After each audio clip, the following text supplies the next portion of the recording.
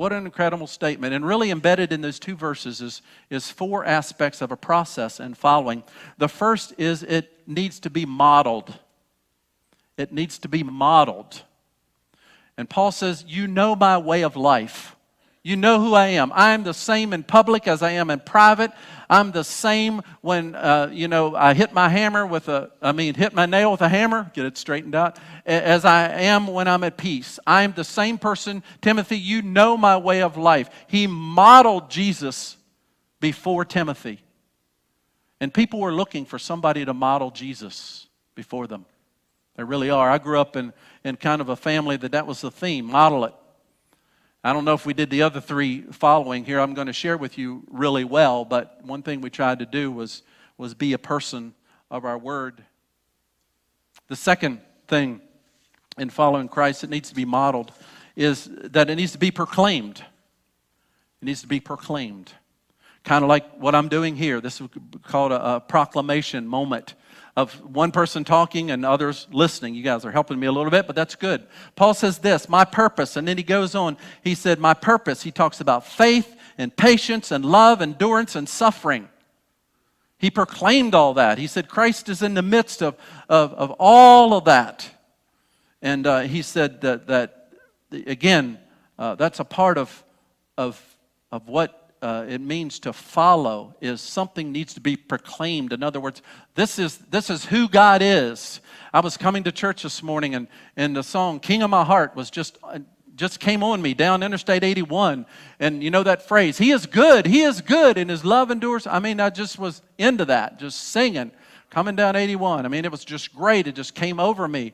And some people say, well, I've never experienced the goodness of God. Well, that doesn't mean that it doesn't exist just because you haven't experienced it. And that doesn't mean we shouldn't proclaim it even though you're going through a rotten time.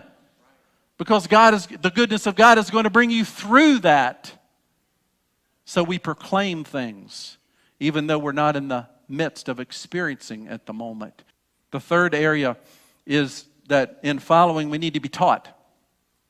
See, proclamation is different from teaching. I get into a little teaching up here on Sunday morning, but honestly, I don't get into a lot. But you can get into a setting, whether it's a small group or a classroom, and you can interact with the material, and you can get it to another level, and you can share your struggles, and you can again just allow the Lord to work and change your mindset so that you can grasp what it is He wants to do, maybe one-on-one. See, teaching is a different level than proclamation. And if you just live under proclamations, then you won't get the full benefit of what it means to follow. Somebody's modeling it, somebody's proclaiming, but then you got to get to the level of it being taught to you and then celebrated.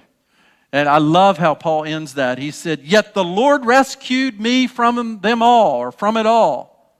He came back with a testimony. That's what it means to celebrate something. A testimony. Yes, God was faithful. Yes, God did it. And sometimes we leave that off. Again, I mentioned I grew up in a family, it was a model, Christianity was modeled a lot, but we didn't do a lot of celebration. We didn't do a lot, yeah, man, let's celebrate what God did. That was awesome. Let's have a testimony about that. And that is really powerful to say that if I want to become a follower of Christ, then it's not just about modeling or just about proclaiming, but it also needs to be taught and it needs to be celebrated. Because what you celebrate, you'll repeat.